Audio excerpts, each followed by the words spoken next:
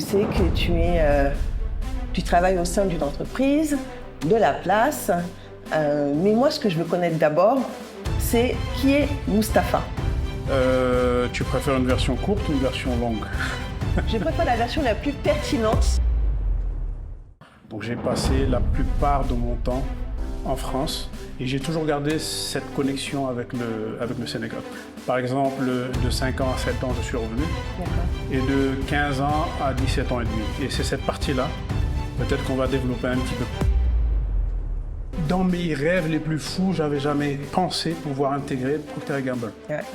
Et aujourd'hui, l'expérience que j'ai eue avec Procter & Gamble, c'est ce qui m'a forgé, c'est ce qui a fait aujourd'hui le professionnel que je suis devenu. Pour nous, c'est difficile, etc. J'ai jamais été dans cette mentalité-là. J'ai toujours cru qu'on n'est pas condamné à l'échec. Ni par sa couleur, ni par sa religion, ni par quoi que ce soit. Ravi de vous retrouver pour ce nouveau numéro d'Histoire d'Audace. Merci à notre sponsor EPC Minex et notre partenaire institutionnel Business France. Aujourd'hui, j'ai l'honneur d'accueillir Mustapha Sarr, directeur général usine de Philip Morris Sénégal.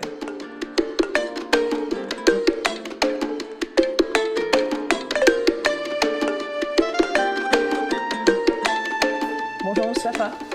Bonjour Mathie. Comment tu vas? Je vais très très bien, par la grâce de Dieu. Super, content de te recevoir ici dans le podcast Histoire d'Audace. Écoute, le plaisir est partagé. Ouais, super. Écoute, moi le but c'est vraiment de connaître un peu ton retour ici au Sénégal. Je sais que tu travailles au sein d'une entreprise, de la place. Mais moi ce que je veux connaître d'abord, c'est qui est Mustapha. Pas Mustapha, le directeur d'usine de Philip Morris, mais qui est Mustapha Sarr, le vrai Mustapha. L'humain. L'humain. Très bien. Tu préfères une version courte ou une version longue? Je préfère la version la plus pertinente. La version la plus pertinente. Écoute, je suis né à Tcharen. C'est un petit village à 20 km de Ourossogui. Donc c'est un petit village wolof. Qui est dans le Fouta. Qui est dans le Fouta. Donc à peu près 20 km de Ourossogui. Je suis parti de là-bas lorsque j'avais 2 ans. Et je suis allé en France. D'accord. Donc j'ai passé la plupart de mon temps en France et j'ai toujours gardé cette connexion avec le Sénégal. Donc je faisais des allées-venues. Par exemple, de 5 ans à 7 ans, je suis revenu. D'accord. Et de 15 ans à 17 ans et demi. Et c'est cette partie-là, peut-être qu'on va développer un petit peu plus. Ok. Parce que c'était une période déterminante dans ce que je suis devenu aujourd'hui. Donc voilà, j'ai eu aussi des opportunités de revenir travailler au Sénégal avec la compagnie sucrière sénégalaise en 2009. On va y revenir. Donc je suis ingénieur en génie mécanique, je suis marié, père de 5 enfants. Et je suis fondamentalement musulman et intimement panafricaniste. Okay. Je suis aujourd'hui directeur d'une multinationale de la place qui opère dans plus de 80 pays. Et j'ai la chance d'être le premier Sénégalais, entre guillemets, qui gère cette usine-là. Et ça représente pour moi un vrai challenge et quelque chose qui me permet d'asseoir une legacy pour les générations futures. Donc voilà un petit peu qui est Mustapha Sarr. Ok.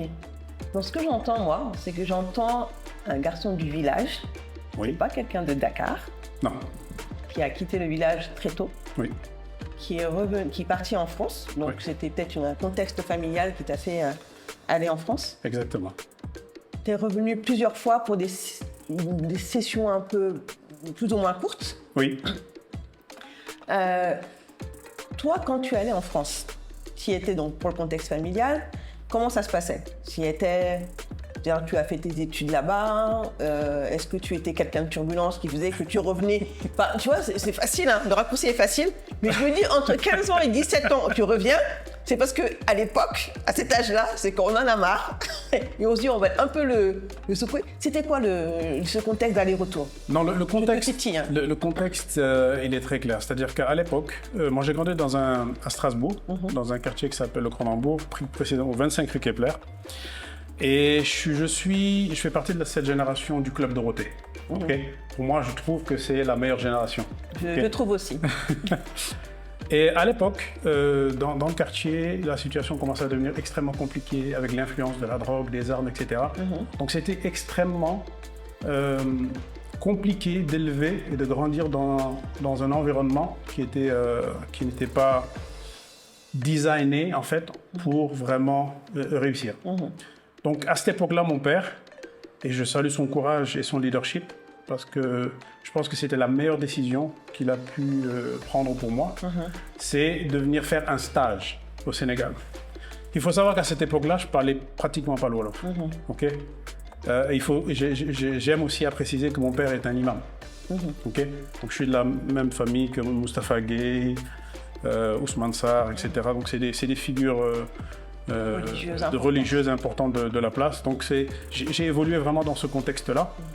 Et lorsque je suis rentré au Sénégal, bon, j'étais pas forcément rebelle, j'ai jamais été quelqu'un de très turbulent, parce que j'avais toujours cette image dans ma tête que je suis fils d'imam, donc je dois bien me comporter, je dois bien représenter. Oui. Donc, mais c'était vraiment pour établir un certain ancrage, savoir exactement d'où je venais, qui je suis, et ça me permet de construire mon futur. Donc c'était vraiment dans cette optique-là que mon père m'a fait revenir ici. Et je peux te dire que ces 2 ans et demi, c'est l'équivalent de 15 ans. Parce que j'ai fait énormément de choses. J'ai appris à connaître qui je suis. J'ai travaillé des travaux manuels. J'ai bourlingué. J'ai vraiment fait beaucoup de choses.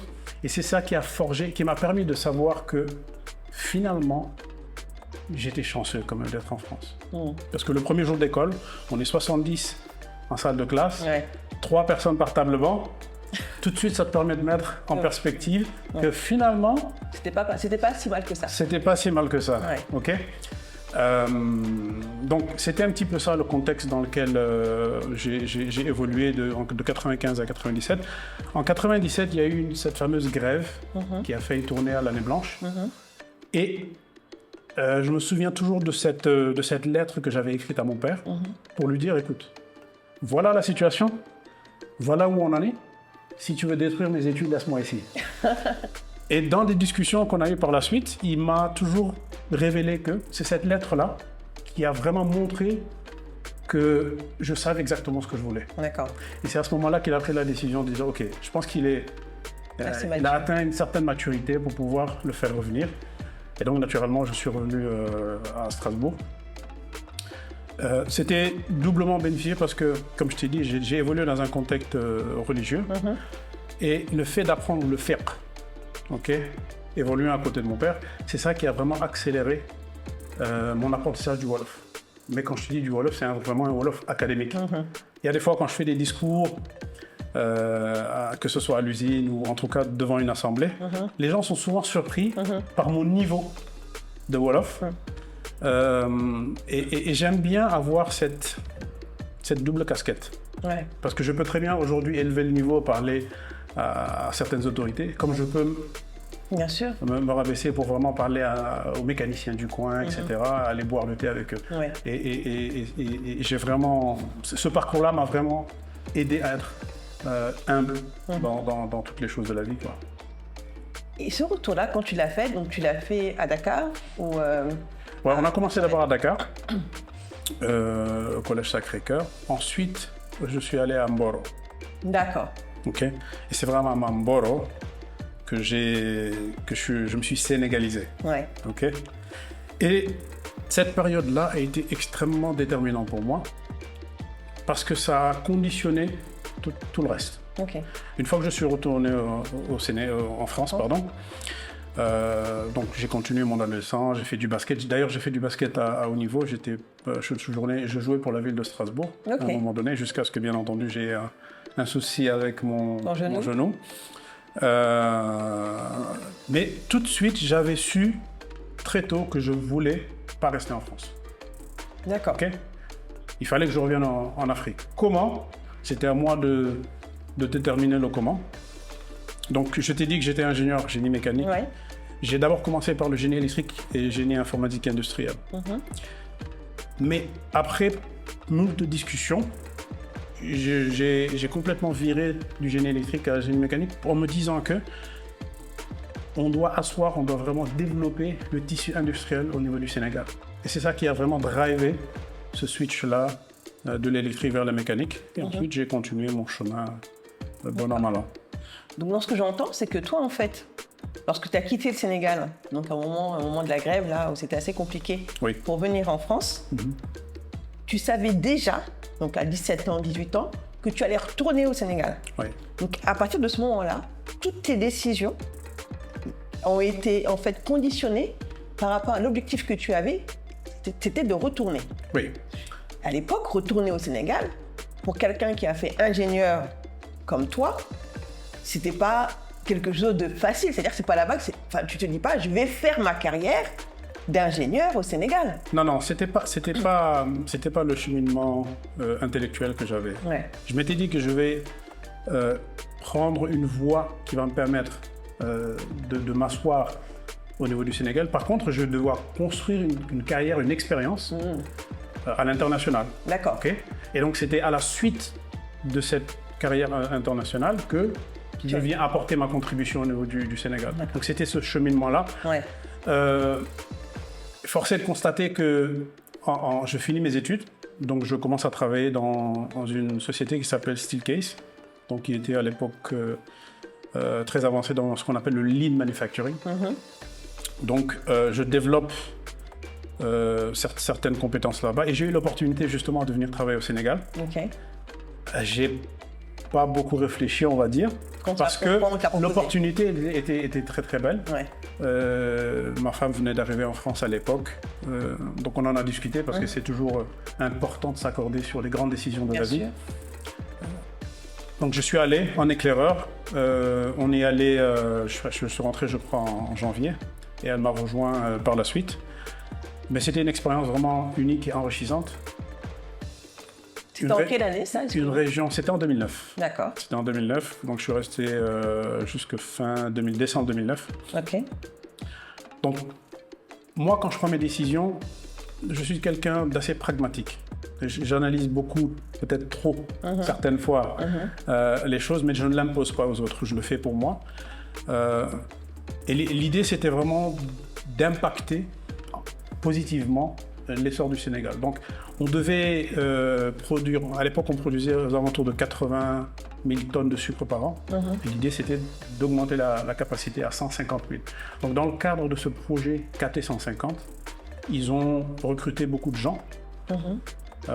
Et c'est à ce moment-là qu'on a commencé à mettre en place le projet, qui a été vraiment successful. Bon, je ne dis pas qu'ils ont atteint 150 000 tonnes, mais je pense qu'ils doivent être aux alentours de 130 140 000 tonnes. Donc je suis extrêmement fier d'avoir été au début de cette histoire.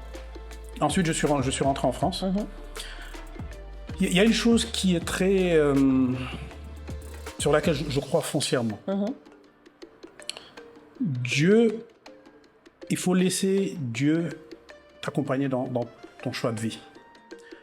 Lorsque je suis revenu au Sénégal la première fois en 2009, je n'avais pas forcément de plan à année 2, année 3, année 4. Tu es parti sans savoir quand est-ce que tu allais retourner. Exactement. Avec ta femme, et ça nous a posé aucun problème. Aucun problème. J'ai toujours eu quand même le concours et le support de ma femme.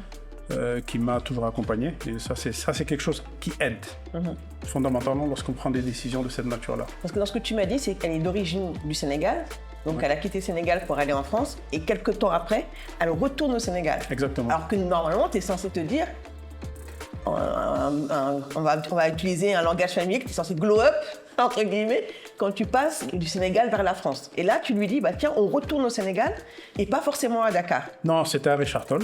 C'était à Richard Toll, donc c'est pas la ville où il y a le plus d'infrastructures et de commodités. Effectivement. Plus accessible. Effectivement, mais on vivait au niveau de la Cité des Cadres. D'accord. Donc on avait quand même une certaine... Je mets toujours un point d'honneur quand même à mettre ma famille dans des conditions assez correctes.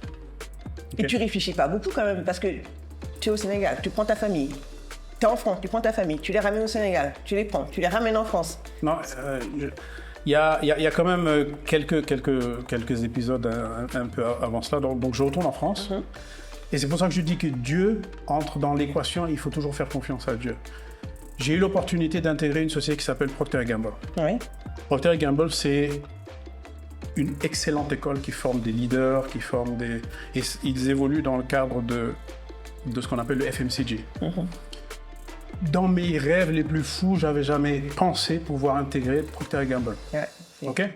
Donc, d'une histoire qui n'a pas forcément bien fonctionné, Dieu a ouvert une autre porte. OK? Et aujourd'hui, l'expérience que j'ai eue avec Procter & Gamble, c'est ce qui m'a forgé, c'est ce qui a fait aujourd'hui le professionnel que je suis devenu. D'accord. Donc, je suis embauché de Procter & Gamble, je fais revenir ma famille, je commence à Poissy, OK? Et ensuite, nous déménageons à Amiens. D'accord. Donc, j'ai vécu à peu près 5-6 ans à Amiens. Et arrive 2016. Ma femme ne se sentait pas forcément être totalement épanouie à Amiens, mais qu'il fallait que tous les sacrifices qu'elle a fait par le passé, que je give back somehow. Je lui rends la monnaie de sa pièce et elle avait un projet au niveau du Sénégal. Donc je lui ai dit, écoute, essayons à nouveau, je vais t'accompagner et après on verra ce que le ciel nous réservera. Donc les rôles se sont inversés. Là, Voilà. c'est toi qui as suivi ta femme. Non, Ok, j'y viens. Je vais trop vite. J'y viens. Donc, à côté de ça, il y a une opportunité qui s'ouvre. Donc, je quitte Procter & Gamble et je vais dans une société qui s'appelle SCT. Sauf que la société en question, c'est en Slovaquie. Et aller en Slovaquie avec ma femme et mes 2 enfants à l'époque, c'était un peu compliqué. La langue, ma femme ne parlant pas anglais, etc. Ouais. Et on s'est dit, OK, tu as ce rêve-là, les deux, on va faire d'une pierre deux coups. Tu rentres au Sénégal, on lance ton business, et moi, en attendant, je reste 2 ans en Slovaquie. Parce que l'idée, c'était que ensuite ils me rejoignent au Canada, à Drummondville, pour que je prenne en charge l'usine de Drummondville. Donc c'était ça. Donc essaye ton business pendant 2 ans. Si ça marche, tant mieux. Si ça marche pas, on se rejoint au Canada. OK? Entre-temps, je faisais des allées-venues. Il faut savoir que la Slovaquie fait extrêmement froid. Oui, ça je vais bien le croire. OK. Et le deuxième retour s'est fait clairement sur un déclic. Ok. Je reviens d'ici, j'atterris à l'aéroport de Budapest, il fait moins 31, on met 45 minutes à dégérer la porte pour que je rentre dans ma voiture, et encore 40 minutes pour chauffer la voiture. Et je me dis, Mustapha, No way. non. je dois quand même trouver... Et donc, je prends la décision là, j'en parle à mon épouse. OK, et si on trouvait quelque chose au Sénégal? Parce que son activité commençait à prendre forme. Et par contre, je ne voulais pas rentrer n'importe comment. J'ai toujours voulu évoluer dans un milieu international. Et c'est la raison pour laquelle j'ai, au culot, postulé pour Philip Morris à l'époque. D'accord. Comme je te dis que Dieu faisait bien les choses, comme j'ai travaillé chez Procter & Gamble, la méthodologie d'excellence opérationnelle à l'époque avec Philip Morris, ils avaient acheté la licence chez P&G. Donc ma connaissance matchait avec leurs besoins. D'accord. À ce moment-là. À ce moment... Pardon. À ce moment-là. Et donc, je rentre. Il faut savoir qu'aussi, je prends le risque de diviser mon salaire par 2,5 fois. Tu prends le risque, t'en es conscient. J'en suis conscient. Je fais mes petits calculs. Je me dis, OK, avec temps, je peux vivre convenablement. Et après, je me suis toujours dit, il y a toujours moyen d'évoluer. D'accord. J'ai toujours eu cette hargne-là, cette envie d'aller de l'avant. Donc, je prends quand même le boulot. Ouais. J'apprends. Il faut savoir que le secteur, c'est un secteur très régulé, très spécifique. Réglementé. Et donc, je prends le temps, 1 an, pour apprendre le process. Ouais. Et je deviens le premier Sénégalais directeur de production. Avant, c'était que des expatriés. Donc tu rentres au Sénégal, tu prends le poste chez Philip Morris et au bout d'1 an, tu prends le poste de directeur de production. Exactement. En tant que premier Sénégalais. Exactement. En dehors des expats. En dehors des expats. Donc ça veut dire que pendant 1 an, tu t'es donné comme un dingue pour montrer que les Sénégalais pouvaient faire. Exactement. D'accord. J'ai toujours ça, même par le passé. J'ai toujours voulu être cet ambassadeur-là, du noir, musulman, sénégalais, qui fait les choses peut-être même mieux que les autres. Donc cette volonté a toujours été fortement ancrée en moi. Est-ce que ça, c'est parce qu'on t'a élevé comme ça, ou c'est parce que quand tu étais à Strasbourg, tu as dû ressentir le besoin de montrer que tu pouvais faire mieux que les autres? Ça vient d'où, ça? Cette volonté-là, elle vient essentiellement de ma mère. D'accord. Ma mère qui m'a toujours dit tu peux le faire. Personne n'est plus intelligent que toi. Donc elle m'a toujours essayé de me booster et de me montrer. Et ça, je l'ai toujours eu dans un coin de ma tête. Tu l'as intégré. Je l'ai toujours eu dans un coin de ma tête. Et il y avait toujours cette difficulté à montrer que l'islam, c'est pas la religion que vous montrez, etc. etc. Donc j'ai toujours eu ce sacerdoce de me comporter correctement, de montrer ce que devrait être, en tout cas un bon musulman, de par aussi le fait que mon père soit un imam. Voilà. Ouais. Donc, chemin faisant, j'évolue vers un poste de directeur de production. On a eu les meilleurs résultats, en tout cas jusqu'à cette période-là. Et ensuite, je suis allé en expatriation en Italie pendant 2 ans. Donc, on a expatrié un Sénégalais à l'étranger. Exactement. Ça, je le souligne parce que c'est quand même quelque chose. Tu vois, en général, c'est le contraire. Donc là, tu as été expatrié. Exactement, parce que j'avais développé une connaissance, notamment dans l'innovation et les initiatives, quelque chose que j'ai appris chez P&G. Et cette compétence-là, ce skill-là, on ne court pas dans les rues. Donc, ils ont identifié qu'effectivement, je savais faire ça. Donc, ils m'ont expatrié pendant 2 ans en Italie pour justement aider la compagnie à faire ce qu'on appelle du first time right, du vertical startup. Là aussi, c'était successful. Et ensuite, je suis revenu naturellement et j'ai pris le poste de la direction de l'usine. Que tu as aujourd'hui. Que j'occupe actuellement. D'accord. Voilà. Donc en fait, tout ton parcours a été guidé, dans ce que j'entends, par je prends le poste, je fais au mieux, parce que je ne suis pas là pour faire le moins, je suis là pour faire le plus.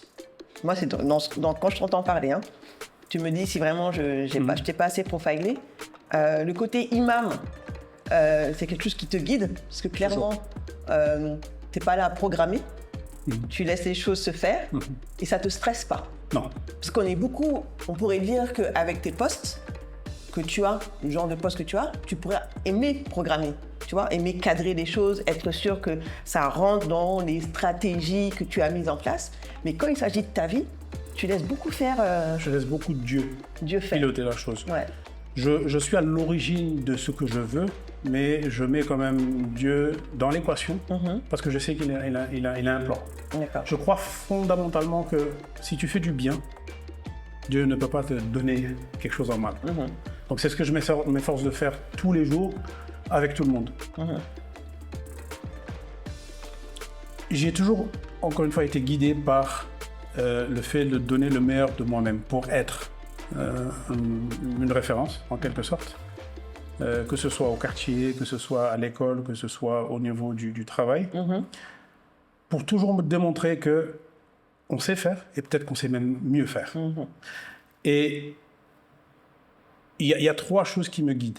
C'est l'intégrité, l'excellence dans ce que l'on fait et surtout give back. D'accord. J'ai une grande satisfaction lorsque je vois des jeunes ingénieurs ou des jeunes managers les stretcher, parce que dans le jargon ou dans le business dans lequel on est, les choses vont très vite. Tu dois prendre des décisions très rapidement et si tu prends une mauvaise décision, tu le payes cash. Okay. Donc c'est vraiment apprendre à ces jeunes-là de prendre les bonnes décisions et à prendre des décisions très très vite. Et lorsque je vois ces jeunes-là grandir, c'est pour moi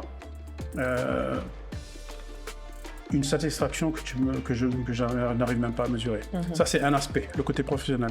Le côté personnel, le pourquoi j'ai voulu rentrer en 2018, je me suis toujours dit que l'héritage que je peux donner moi à ce monde, c'est ce que j'aurais inculqué et éduqué à mes enfants. D'accord. Il était important pour moi que mes enfants suivent le même parcours. C'est-à-dire que venir au Sénégal, savoir d'où ils viennent, quelles sont leurs familles, etc., etc. C'était extrêmement important. Parce que dans l'éducation qu'on a, on a des bonnes choses, on a des mauvaises choses. Il faut prendre le bon Bien sûr, de chaque côté. de chaque côté. Mais il était important pour moi que ces termes de sutura, de kersa, ce n'est pas des choses que tu enseignes à ton enfant, mais c'est là, dans l'environnement, Que tu le vis et que tu que le tu vois. vis et que tu vois. Et ça, c'est des choses fondamentales qui sont propres à notre culture et qui sont des valeurs importantes pour moi qu'il fallait inculquer. Donc une fois que voilà, qu'ils aient cette éducation-là, cette éducation aussi à l'école, et qu'ils atteignent un certain niveau de maturité, ils pourront voler leurs propres ailes. Et aller où ils veulent. Exactement. Du coup. Exactement. Là où Dieu décidera de les Exactement. guider. Exactement. Un peu comme ce que tu as fait. Yes. Et du coup, dans ton retour au Sénégal, donc à chaque fois, tu parles de ta femme, de la décision de retour que tu ne fais jamais seule, que tu fais, vous êtes deux, mais ta femme décide de t'accompagner dans ton choix, parce que souvent c'est un choix, des opportunités, des choses qui font que, bah, tiens, je retourne, donc elle t'accompagne. C'est peut-être pas forcément le moment où elle en a envie. Vous revenez ensemble, pareil, elle t'accompagne. Donc en fait, on se rend compte que une décision de retour, elle est toujours, elle est cruciale en fait dans une vie et elle doit se faire à deux, mais il y a un moment donné où peut-être que les deux ne seront pas forcément alignés. Est-ce que tu es d'accord avec ça? Ou ça peut être un moment où, bah, écoute, tu vas retourner au Sénégal, moi j'ai pas forcément envie, mais je vais t'accompagner. Donc tu sens une sorte de, pas de sacrifice, mais un don de soi que tu fais peut-être pour l'équilibre du couple. Qui est important, je pense que c'est important de le dire aussi aux personnes, bien sûr. que voilà, des fois on se dit ah bah je suis pas prête, ah bah ma femme ne veut pas, ah bah mon mari ne veut pas, mais est-ce qu'il y a des moments où les deux sont forcément d'accord en même temps? Est-ce qu'il n'y a pas un moment où... Il y a toujours des moments où on va discuter, c'est-à-dire qu'une décision comme ça, il faut nécessairement la prendre à deux. Et savoir mettre les bons arguments pour pouvoir convaincre l'autre. Lorsqu'on décide de changer de cap comme ça, il faut aussi permettre à l'autre personne de pouvoir se projeter, donc de la rassurer. Et donc c'est ce que j'ai essayé de faire en me disant voilà ce que tu veux faire, voilà comment on va le faire, je l'ai aidé avec son business plan, etc., etc. Donc une fois que la confiance est là, et les doutes se dissipent, la décision de rentrer devient un peu plus facile. Okay? Il faut savoir qu'aussi, bon, on a une chose dans notre culture qu'on appelle le kiliftef. C'est quelque chose en quoi je crois fondamentalement. Kiliftef, si tu peux traduire juste leadership, on va dire ça? Kiliftef, c'est un peu plus large que le leadership. Ouais. C'est vraiment le fait d'accepter et de faire confiance à la personne qui te dirige. Par exemple, nos parents sont nos kilifes. Donc généralement, ton papa, quand il te dit quelque chose, tu le crois et tu le fais. Tu fais confiance. Et il y a cette relation-là entre le mari et la femme. Dans notre culture, c'est designé comme ça. Dans notre religion aussi. Mais je mets toujours la discussion au cœur du débat. Ouais. Donc il est toujours important de faire des décisions en ayant toutes les cartes, toutes les pistes, autant que faire se peut bien entendu, mais de prendre les décisions en ayant connaissance vraiment des risques, des bénéfices, etc. Donc je ne force jamais quelqu'un à l'encontre de ce qu'il veut. Donc on a beaucoup parlé de ma femme dans cette période-là. Il faut savoir, bon, maintenant je suis rentré dans le moule sénégalais, on va dire, car j'ai pris une seconde épouse. Mais effectivement, ça s'équilibre. Dans un cas ou dans un autre, je discute. Une discussion et ton corps. C'est important. D'accord. Et les enfants, parce que du coup, le fait de les... Ils sont assez adaptables en général, mais le fait qu'ils soient en France, après ils reviennent au Sénégal, après ils repartent. Donc comment est-ce qu'ils l'ont vécu? Que ça a été quelque chose de compliqué pour eux? Alors cet aller-retour, seulement mon aîné l'a vécu. D'accord. Et lui, lorsqu'il est retourné, bon, il avait 2 ans, donc il n'était pas forcément hyper conscient de ce qui se passait. Ouais. Lorsqu'ils sont revenus en 2016, donc de 2010 à 2016, il est resté en France. D'accord. Mais lorsqu'ils sont revenus ici en 2016, il a fait que cet aller-retour-là. Les autres, ils sont nés là-bas, mais ils ont grandi ici. Ils ont grandi ici. Exactement. Ouais. Mais ils le vivent Oui. très bien et de temps en temps, ils vont là-bas Bien sûr. en vacances. Notamment lorsque j'étais en Italie, ils sont venus me voir l'été en Italie pour passer tout l'été avec moi. Ouais.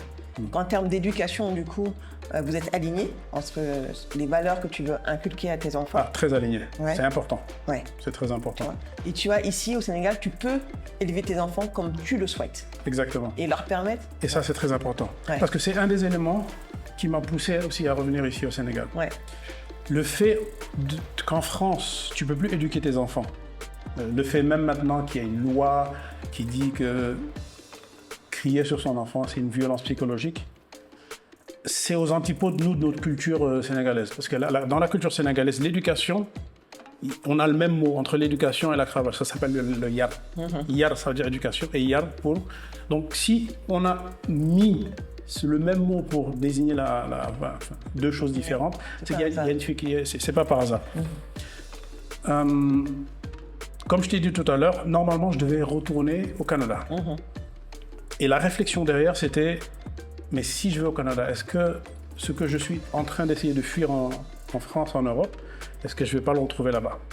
Et c'est à ce moment-là qu'on a aussi une discussion avec mon épouse et on s'est dit, non, le mieux, c'est qu'on reste là. Parce que c'est quelque chose que j'ai vécu personnellement. Ouais.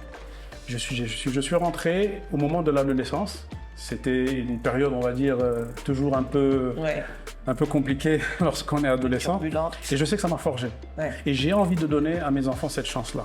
Donc le why, mon pourquoi, c'était essentiellement drivé par les enfants. D'accord. Et c'est la raison pour laquelle aussi j'ai décidé de diviser mon salaire par 2,5 fois. C'est ça en fait. C'est-à-dire qu'aujourd'hui tu l'as fait. Tu devais être très confortable lorsque tu étais chez Procter & Gamble, qui est une des entreprises les plus fortes au monde. Donc tu reviens, tu divises ton salaire par 2. Et ça c'est important de le dire parce que tu étais cadre aussi.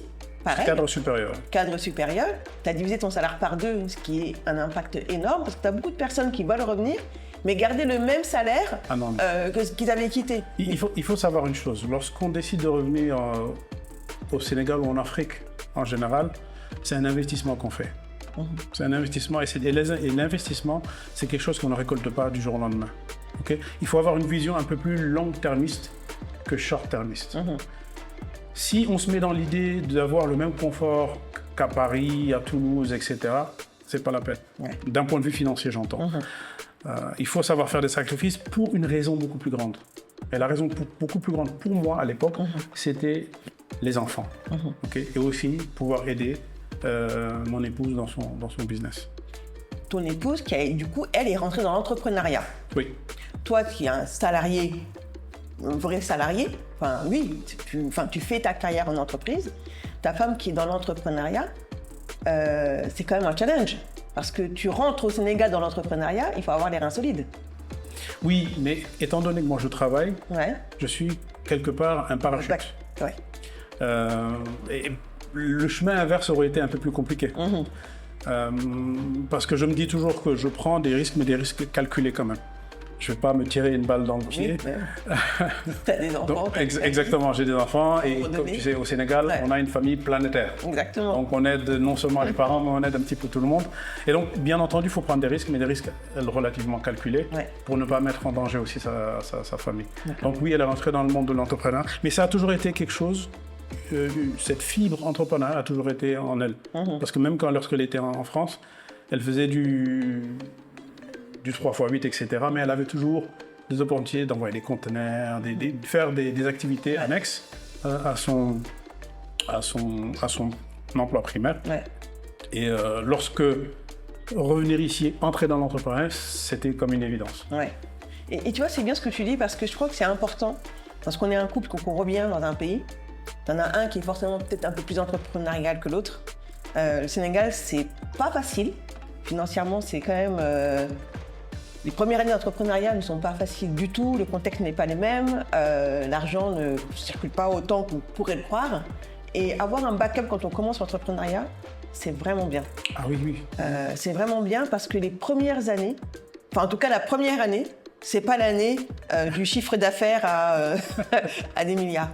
Et ça c'est important de le dire parce qu'on veut souvent revenir, faire de l'entrepreneuriat en pensant que ça ira, mais c'est quand même un chemin qui reste sinueux, et avoir un backup derrière qui te dit fais ton entrepreneuriat et moi je gère la partie, on va dire, logistique de base. Voilà. Non, il le faut. C'est-à-dire que ce soit l'homme ou la femme, il faudrait que quelqu'un ait un emploi ou des revenus stables. Ça aide, en tout cas. Parce que si j'étais dans la situation où je devais faire moi-même l'entrepreneuriat, le stress aurait été au quintuple. Parce que je dois nourrir ma famille, je dois prendre en charge les frais, etc. Donc ça aurait été pas facile. Et peut-être que je n'aurais pas pris le risque à l'époque. J'ai pris la décision de venir parce que je suis rentré aussi dans une multinationale qui est leader dans son domaine et donc qui a une forme de sécurité. Donc c'est ce que je dis toujours. Donc le why, le pourquoi, c'était vraiment un ancrage culturel du pays, etc. pour les enfants. Mais aussi de rentrer au Sénégal, contribuer aussi au tissu industriel sénégalais. Il faut savoir que l'entreprise dans laquelle je suis est quand même le deuxième exportateur, donc elle a un impact significatif. Donc ce sont des choses aussi sur lesquelles je suis extrêmement fier. Mais pour revenir 2 secondes sur le choix en tant que tel, c'est important d'avoir ne serait-ce qu'un backup. Si quelqu'un veut prendre la décision de venir, ils peuvent même le faire en 2 temps, qu'une personne vienne alors que l'autre prenne en charge les enfants, etc., etc. Et une fois que le business ou le truc commence à prendre forme, prendre la décision de venir. Mais il ne faut vraiment pas venir comme ça sur un coup de tête, parce que le Sénégal, c'est pas aussi facile qu'il n'y paraît. C'est très très dur. Le coût de la vie est extrêmement élevé. J'ai même tendance à dire qu'il est beaucoup plus élevé qu'en France. Exactement. Donc il faut vraiment faire la part des choses et prendre les bonnes décisions. Mais il faut savoir prendre des risques aussi, mais des risques très calculés. Mesurés. Un retour se prépare. Il se prépare, effectivement. Il ne se fait pas comme ça du jour au lendemain. Absolument pas. Et du coup, Moustapha, moi je vais revenir un peu sur toi et ta carrière, parce que je trouve ça super important. Donc tu as fait une belle carrière en France.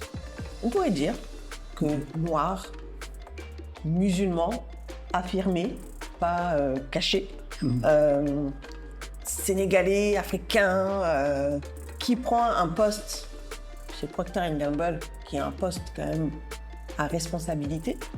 Est-ce que t'as pas eu ce côté un peu racisme, ou côté du mal à s'imposer, ou devoir justifier que ce que tu fais c'est bien et que tu es la bonne personne, tu vois? Ça, est-ce que tu n'as pas eu et tu te dis, parce que j'ai l'impression, après tu me le diras, que ce soit en France ou que ce soit au Sénégal, ce côté-là, tu ne l'as pas forcément vécu. Je veux vraiment que tu développes ce côté-là pour voir que, pour montrer que c'est pas forcément le fait d'être noir ou sénégalais qui peut donner des limites, mais que c'est en fait toi, ton driver et ce que tu veux faire qui justement te permet d'être au niveau où tu es. Enfin, je te laisse... Non, j'entends parfaitement la question et tu as parfaitement raison. La mentalité, en tout cas à l'époque que j'avais au niveau du quartier, c'est que ok, la France pour nous c'est difficile, etc. J'ai jamais été dans cette mentalité-là. J'ai toujours cru qu'on n'est pas condamné à l'échec. Ni par sa couleur, ni par sa religion, ni par quoi que ce soit. Il faut toujours démontrer qu'on sait faire les choses et peut-être qu'on sait même mieux les faire. C'est ce que je disais tout à l'heure. J'ai jamais été réellement confronté au racisme en France. En tout cas, de façon frontale. Et tu étais à Strasbourg, hein, t'étais pas... J'étais à Strasbourg, qui est réputée être une région alsacienne, mais honnêtement, j'ai jamais réellement vécu le racisme. Et même lorsque je suis allé en Slovaquie, j'ai pas vécu le racisme. Maintenant, je peux avoir vécu un racisme technique, dans l'administration, ne pas donner un poste. Et il faut savoir aussi une chose.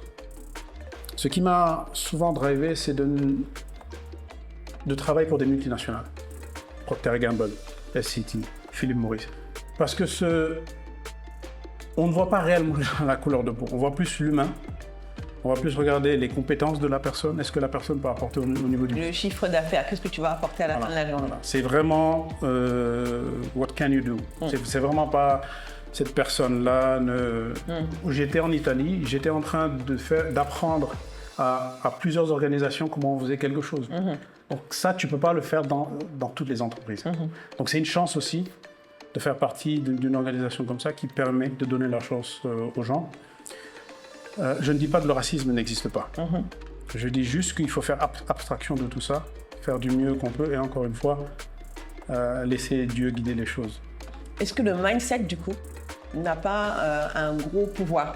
Que tu vois, tu me dis effectivement, en fait, ton père imam, tu viens d'un village avec beaucoup de valeurs, avec une grosse culture, avec des préceptes culturels, une manière de penser qui sont forts.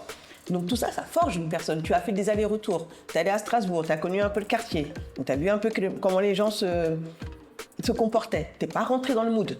Donc ça veut dire qu'il y avait quelque chose en temps qui t'avait déjà préforgé. Est-ce que justement le mindset, parce que moi j'y crois, n'est pas quelque chose qui te préforge dans ta manière d'interagir avec les gens? C'est-à-dire qu'effectivement le racisme existe. Il y a du racisme technique qui existe, comme tu l'as dit, du racisme en disant bah tiens, voilà. Racisme subliminal, il y a différentes formes de racisme. Mais toi, ta posture, le fait d'avoir confiance en toi, de dire bah écoute, je sais que je peux le faire, est-ce que ça justement, ça t'évite pas de subir le racisme de plein fouet, en tout cas de le voir, et justement d'accéder à des postes qui aujourd'hui sont donnés à des Sénégalais 100%, alors que c'était donné à des expatriés? Oui, on va dire que, comme je l'expliquais tantôt, j'ai toujours été animé par la volonté d'être un exemple. Ça m'a motivé à toujours donner beaucoup plus. Donc ça joint le mindset. Le mindset de dire toujours, je vais être le premier, je vais être le meilleur, je vais être. Il n'y a rien qui me limite. Il n'y a rien qui me limite. Parce que fondamentalement, on a les mêmes cerveaux, on a les mêmes capacités, etc. Donc pourquoi l'un et pas l'autre? Donc c'est quelque chose vraiment qui n'a jamais été une barrière, en tout cas psychologique pour ma part. Il y a aussi un élément que je n'ai pas forcément dit, c'est que chez Procter & Gamble, j'avais un rôle global. J'étais Global Manufacturing Representative. On fera avec la traduction. Mais j'avais un rôle global. Ce qui fait que j'ai vécu quelques temps au Japon, j'ai vécu quelques temps aux États-Unis, j'ai même vécu en Suède. D'accord. Le fait d'avoir vécu dans tous ces pays, dans toutes ces places, aide aussi à avoir une ouverture culturelle que tu ne pourrais pas avoir si tu étais resté juste dans un seul endroit. Ça aide. Et ça aide aussi à développer ce qu'on appelle, je ne sais pas comment le traduire en français, mais le situational leadership. Lorsque je suis revenu d'Europe, j'avais ma casquette P&G, qui est un style de management assez rigoureux, assez militaire, etc. Et je sais qu'au début, les employés ici, c'était pas forcément facile. Et j'ai vu que ça ne marchait pas. Ce qui m'a permis de faire un step back et de changer. Ah. Okay. Donc toi, c'est toi qui t'es adapté. C'est pas il faut. Non, il faut. C'est comment dire. De part et d'autre. C'est-à-dire que de part et d'autre, effectivement. Tu fais un step back, tu leur expliques le pourquoi c'est comme ça. L'excellence opérationnelle, c'est un monde très rigoureux, très demanding. Et ce qui m'a vraiment positivement surpris ici, c'est qu'ils n'ont pas peur du changement. Parce que l'entité dans laquelle j'évolue aujourd'hui, on est présent dans plus de 80 pays et on a la même culture d'entreprise. C'est-à-dire qu'un Philippin, quelqu'un du Kazakhstan vient au Sénégal, il ne sera pas perdu. Parce qu'on utilise les mêmes préceptes, les mêmes trucs. Et donc ça, c'est une culture d'entreprise qui est très très forte. Et il a fallu du temps. Ce qui est très difficile ici lorsqu'on arrive, c'est vraiment cette inertie-là. En Europe, il y a beaucoup de pragmatisme, les choses vont très vite, etc. Ici, il faut prendre un peu plus de temps. Et ce qui est très important avec les Sénégalais, c'est qu'il faut d'abord toucher le cœur. Au Sénégal, lorsqu'on touche les cœurs, la personne peut vraiment se donner à 4000% pour toi. Et ça, il faut le comprendre. Et pour le comprendre, il faut être là. Et c'est vrai ce que tu dis, parce qu'on a tendance quand même, quand on vient de France ou quand on a ce côté un peu européen, d'être beaucoup dans le côté rationnel. Tu vois, 1 plus 1 égale 2. Je te dis que 1 plus 1 égale 2. Pourquoi est-ce que tu ne comprends pas que 1 plus 1 égale 2? Ça, c'est ce que au début, on le vit tous. Oui. Mais comme tu dis, toucher le cœur, c'est important. C'est extrêmement important. En tout cas, ouais. c'est ce que j'ai appris ici au Sénégal. Aujourd'hui, j'ai 2 expats qui sont sous moi, qui sont pour l'une directrice de production, pour l'autre directeur de l'excellence opérationnelle. L'une est turque, l'autre est jordanien. Et effectivement, après avoir vécu, forcément, tu vas les orienter pour qu'ils ne répètent pas les mêmes erreurs. Parce que l'expérience, c'est la somme, justement, des erreurs et des failures qu'on a fait par le passé. Et donc, ça crée des raccourcis. Moi aussi, j'ai eu à bénéficier de ces raccourcis-là, de choses que j'ai vécues et de choses sur lesquelles j'ai été coaché. Que tu as pu être coaché. Exactement. Donc aujourd'hui, au final, tu as quand même bourlingué un peu partout dans le monde. Mais à la fin de la journée, tu es ancré ici, tu restes ici. Exactement. Est-ce que ton objectif est quoi? Est de rester ici? D'impacter ici? Est-ce que tu as envie de partir? C'est quoi aujourd'hui? C'est quoi ta vision? Mon objectif, et c'est ce que j'avais depuis le départ, c'est la raison pour laquelle j'ai shifté de génie électrique à génie mécanique, c'est d'impacter. Je sais qu'en restant en Europe, aux États-Unis, on peut avoir un impact. Mais la magnitude de l'impact peut être beaucoup plus forte ici. Je suis foncièrement sénégalais, africain, musulman, et je veux participer à ce que sera demain le Sénégal. Et quoi de mieux que de le faire ici? Quoi de mieux de le faire dans un domaine que tu connais parfaitement? Et si aujourd'hui les autorités ou le ministre, etc., m'invitent dans des discussions, etc., je suis prêt à partager ma connaissance parce que j'ai eu, de par ma carrière, à démarrer des usines, construire des usines, etc., etc. Donc c'est des choses que je sais faire. Peut-être même après Philippe Maurice, construire une usine. Bien sûr. On ne sait pas. Ouais. Mais ce qui est sûr, c'est que j'ai vraiment envie d'impacter en créant des emplois, en ayant un impact positif sur la vie des gens. Et c'est quelque chose qui est très, très fondamental. Qui plus est maintenant où je suis ce qu'on appelle un bon Sénégalais, parce que j'ai ma première épouse à qui je rends honneur et j'ai une seconde épouse aussi à qui je rends honneur également. Ouais. Donc ce qui fait que je suis vraiment... J'ai une assise au niveau du Sénégal. Et le give back, pour toi, c'est important. C'est extrêmement important. Tu le dis depuis le début. C'est extrêmement important. C'est ce que tu veux aujourd'hui. Tu veux léguer. Comme tu as dit, tu as dit legacy. Tu veux laisser un héritage. Exactement. Tu vas laisser un héritage. Exactement. Ouais. Et le meilleur héritage qu'on puisse donner, c'est à travers les gens.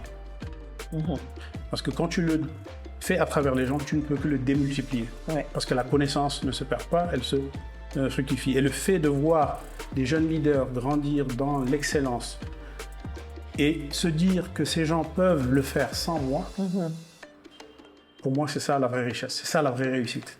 Ça, c'est important et c'est du vrai leadership. C'est-à-dire qu'aujourd'hui, en tant que directeur, je pense que ce qui est important, c'est de pouvoir se dire, moi, je ne suis pas indispensable. Exactement. Je sais que la personne qui sera en dessous de moi peut faire, peut mieux faire. Et ne pas avoir peur, justement, d'avoir quelqu'un, un petit jeune qui arrive, qui est vraiment très dynamique et qui peut, justement, faire des choses que tu n'as pas pu faire à son âge et se dire, bah tiens, ça, il est passé par moi et aujourd'hui, il est mieux que moi. Si aujourd'hui, dans ma fonction, je n'arrive pas à mettre un autre Sénégalais dans ma position, c'est que j'aurais échoué. Exactement. Je suis d'accord. Exactement. Parce que la culture d'entreprise dans laquelle j'évolue, c'est vraiment de préparer quelqu'un pour qu'il puisse prendre sa place et aller vers d'autres horizons. Et lorsque tu sais, la compétence, elle s'acquiert à travers le temps. Mais ce qui fait la différence entre un tel et un autre tel, c'est the attitude, le mindset. C'est ça qui fait vraiment la différence. Et donc, si la personne a le bon mindset, les compétences, elles vont s'acquérir. D'accord. Ouais. Donc la mentalité, en fait aujourd'hui, on est d'accord que tous les postes peuvent être pris par n'importe quel Sénégalais. Ce n'est pas une histoire de il vient d'Europe ou quoi que ce soit. Il y a ce genre de... On fait le success plan, tu vois. Genre tu permets à un expatrié de justement permettre à un Sénégalais de prendre le poste. C'est parce que c'est possible. C'est pas aujourd'hui si tu fais partie de ce success plan-là. C'est-à-dire qu'on t'a identifié. On a dit aujourd'hui Moustapha Sarr a les compétences. Et aujourd'hui, au Sénégal, on garde les compétences dans le pays et on impacte et on fait avancer le pays. Effectivement. Ouais. Pour grandir sainement, il faut délivrer. C'est-à-dire que les engagements qu'on a pris pardon, au côté business, il faut les faire. Il faut avoir de l'exposition. C'est-à-dire, et cette exposition-là, c'est à ton chef de te mettre dans des plateformes pour que tu sois exposé. Okay? Et donc, la combinaison des deux fait que tu pourras être identifié et donc flagué et donc tu pourras te préparer pour les next steps. Ouais. Mais il faut... Aujourd'hui, les deux expats que j'ai expliqués partent bientôt. Donc ça veut dire que l'usine sera entièrement dirigée que par des Sénégalais. Ça, c'est important. Que par des Sénégalais. Ouais. Et encore une fois, je ne sais pas combien de temps je serai assis sur ce fauteuil-là jusqu'au next step, mais je sais que si je n'arrive pas à mettre en tout cas un Sénégalais ou à défaut un Africain, c'est que j'aurais vraiment échoué. Ouais. Ça, c'est important. Et c'est très important pour moi. Ouais. Non, c'est très important. Aujourd'hui, quel conseil tu donnes? Pour la petite histoire, lorsque j'étais en Italie, j'ai eu des propositions pour rester, pour d'autres entreprises? Non, toujours mais d'autres postes. D'accord. D'autres postes au sein de Philip Morris. Mais il était important. Et je suis toujours drivé par les pourquoi, les why. Il était important pour moi de revenir ici, d'être le premier directeur général de l'usine sénégalais, de montrer qu'on est capable de le faire et de passer le flambeau. Ouais. Pour moi, ça vaut plus que le dédoublement de salaire. Ouais. Et c'est une valeur fondamentale que j'ai en moi. Que tu as en toi et que tu as bien incarné. Et puis, ça fait toujours plaisir de se dire, le contenu local fonctionne. On peut faire du local de qualité. On n'est pas obligé de se dire que la médiocrité, c'est sénégalais et que l'excellence vient de l'étranger. Non. Ça, non. Je vous garantis que si une personne vient visiter l'usine, elle sera surprise du niveau d'excellence opérationnelle, j'entends, qu'on fournit. C'est-à-dire qu'aujourd'hui, on n'a rien à envier aux autres usines, aux autres compagnies qui sont à l'extérieur, parce que, encore une fois, c'est une méthodologie et une culture. Du coup, ça casse un peu ce qu'on peut croire de temps en temps en disant que les ressources humaines ici sont difficiles. Il y a des choses vraies, ça peut être compliqué. Bien sûr. Ça, c'est... on ne va pas non plus édulcorer tout. Mais la formation, quand tu fais une bonne formation et quand tu prends le temps de former tes équipes, tu peux avoir un bon résultat. Je prends toujours l'exemple de la Corée du Sud. La dépense la plus importante, et ils ont une vision sur une génération, c'est-à-dire sur 25 ans, c'est l'éducation. Ils ont investi massivement dans l'éducation. Et c'est quelque chose qu'on devrait absolument faire ici. Le gouvernement a fait énormément d'efforts. Les différents gouvernements ont fait vraiment d'énormes efforts sur l'éducation, mais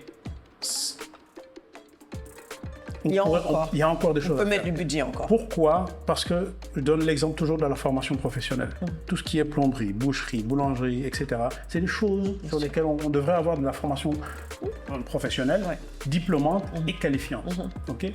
Et les gens me trouvent très à cheval sur les choses. Mais par exemple, lorsqu'un artisan vient travailler, que ce soit à l'usine ou à la maison, la finition détermine ton niveau de qualification. Et ça, c'est des choses, je suis extrêmement exigeant. Parce que lorsque je t'embête un petit peu, je sais que je t'apprends quelque chose et que tu vas fondamentalement apprendre de ça et tu vas éviter de refaire les mêmes erreurs. Ce sera même une valeur ajoutée pour toi parce qu'on va te payer mieux à cause de ça. Exactement. Donc un gros focus à faire effectivement sur l'éducation, sachant que 70% de notre population a moins de 35 ans. Okay? Et 50% de ces 70% a moins de 19 ans. Donc on est l'avenir. Bien sûr. Par contre, il faut avoir un master plan et mettre les moyens là où il faut. Donc oui, dans ton discours aussi, je sens que le mentorat, le mentorship, c'est quelque chose qui te guide et quelque chose sur lequel tu essaies de te frayer un chemin aussi. Donc je pense que tu le fais déjà dans l'entreprise. Je le fais en dehors de l'entreprise et à côté, même dans l'entreprise, que ce soit même avec des Sénégalais ou des Philippins ou des gens avec qui j'ai travaillé par le passé au sein de Philip Morris, je fais beaucoup de mentorat. D'accord. Et qu'est-ce que tu conseillerais à des personnes qui veulent revenir au Sénégal? Est-ce que le retour au Sénégal est fait pour tout le monde? C'est la première question. Et est-ce que l'impact qu'on fait au Sénégal, il se fait qu'en étant au Sénégal? Est-ce qu'il ne peut pas peut ne pas se faire en étant à l'extérieur? Le retour au Sénégal peut être fait pour tout le monde dès lors qu'on a des idées claires sur ce qu'on veut faire et qu'on a aussi un backup plan. C'est ce qu'on discute, c'est ce sur quoi on discutait tout de suite. Donc ça se C'est prépare. ça se prépare, il faut avoir, il faudra prendre des risques mesurés. Par contre, la deuxième partie de ta question qui est est-ce que je peux piloter à distance et être successful, de ma connaissance, je n'ai jamais vu ça. Il faut vraiment être là, piloter les choses, driver les choses selon sa vision. J'ai vu beaucoup d'amis qui ont essayé effectivement, en étant là-bas, d'essayer de monter des business. Aucun n'a réussi. Donc il faut être là. Ouais. Il faut être là. Maintenant, encore une fois, il faut être là en ayant backup. Ouais. Je dis ça parce que j'ai eu une discussion avec des personnes de la diaspora qui me disent tout le monde n'est pas fait. Moi, ce que je dis, c'est que tout le monde n'est pas fait pour revenir. Il y a des gens qui veulent revenir, qui reviennent, qui se cassent la tête, qui retournent, et pas forcément que des personnes qui sont nées à l'étranger, même des personnes qui sont nées ici, qui ont vécu ici, qui repartent, et quand ils reviennent, ils peuvent plus en fait, ils n'y arrivent plus. Parce que ta vie d'adulte, tu l'as faite là-bas. Et qui me disait, moi, je vais impacter à partir de où est-ce que je suis. Parce que, tu sais, tout ce qui est transfert d'argent, tu sais, on appelle la diaspora la 15e État du Sénégal, 15e région du Sénégal. Et qu'en fait, on a besoin aussi de ces gens-là, de la diaspora qui restent sur place pour impacter peut-être d'une autre manière, peut-être en tant qu'investisseur. Bien sûr. Tu vois, Bien sûr. ou en tant que business angel, je dis n'importe quoi. Donc aussi, voilà. Non, ça, il en faut. Ouais. Je pense que l'apport de la diaspora, mon père a passé toute sa vie, a passé presque 45 ans en France. Parce qu'au-delà même de sa propre famille, on aide d'autres familles. Okay? Donc l'apport de la diaspora est nécessaire. Être un business angel, c'est aussi, je pense que c'est ultra nécessaire parce qu'on a beaucoup de jeunes ici qui sont super talentueux. On n'a pas un système économique comme les Américains ou les Français où on va supporter le développement. Ici, les banques, c'est très compliqué. Donc avoir quelqu'un de la diaspora qui peut t'aider, c'est toujours une valeur ajoutée. Après, il faut savoir où placer ses œufs. Oui, voilà, c'est ça. Ça, c'est clair. Ouais. C'est clair. Moustapha, juste pour conclure, quelle est ton audace personnelle sur laquelle tu es le plus fier? Ce que je suis en train de faire, c'est vraiment être le premier, montrer que c'est possible et transférer. Ouais. En fait, cette phase de transmission, c'est quelque chose que je cultive depuis très très longtemps et c'est important pour moi. C'est important pour moi. Et donc, c'est ce qui me motive, c'est ce qui me drive beaucoup. Quelle est l'audace que tu recommanderais à quelqu'un qui veut revenir? De venir avec une forme d'humilité. Tu peux revenir sachant beaucoup de choses. Et ces choses-là, il faut avoir l'intelligence de les contextualiser. Être capable de... C'est un peu plus facile à dire en anglais, de unlearn, to learn. Désapprendre. De désapprendre pour apprendre. Et apprendre. Parce qu'on peut très bien venir en claquant des bretelles en France, aux États-Unis, c'est comme ça que ça se fait. Tu viens ici, tu vas te fracasser les dents. C'est clair. Voilà, donc il faut vraiment venir avec humilité, écouter beaucoup et contextualiser. Tout ce qui se fait là-bas peut se faire ici, mais il faut le contextualiser. Ouais. D'accord. Et quelle est ta valeur première? Ma valeur première, c'est l'intégrité. J'essaie autant que faire se peut d'être le plus intègre possible. Et encore une fois, ça c'est peut-être une pensée subliminale que j'ai parce que mon père est imam. Ouais. J'essaie toujours, autant que faire se peut, d'être super intègre. Une chose sur laquelle je déroge jamais, où je ne fais pas de compromis, c'est l'éthique et la sécurité. La sécurité parce que je suis dans un domaine Dans l'usine. où il faut effectivement... je dis toujours que rien ne vaut la peine d'être fait si on se blesse. Bien sûr. Voilà, donc c'est la raison pour laquelle la sécurité, si c'est pas quelque chose qu'on peut faire correctement, on le fait pas. L'éthique, parce que c'est une valeur fondamentale. Non seulement en tant qu'humain, mais aussi en tant que musulman. Il faut être intègre et avoir une certaine éthique. Voilà, c'est ce qui me drive. En tout cas, merci pour ces mots de la fin. Merci à toi, merci de m'avoir. Pour ton partage. Merci pour cette opportunité aussi. Je te suis depuis l'année dernière. Merci. Et cette double motivation du fait parce que voilà, je te connais un petit peu. C'est vrai. Et donc c'est une belle opportunité que tu offres aux gens qui sont ici, qui partagent. Parce que c'est une forme de transmission. Exactement. Les erreurs des uns font que c'est un vecteur accélérateur pour les autres. Et continue ce que tu fais, parce que je pense que tu le fais très bien. Un grand merci, grand merci Moustapha. Merci pour ce partage, pour ta générosité et pour montrer que voilà, être premier, être l'exemple, ce n'est pas l'affaire d'une couleur ou quoi que ce soit. Exactement. C'est vraiment l'affaire de ce qu'on veut et de ce qu'on veut léguer, legacy. À très bientôt. Ça. Merci beaucoup. Et bonne continuation. Merci beaucoup.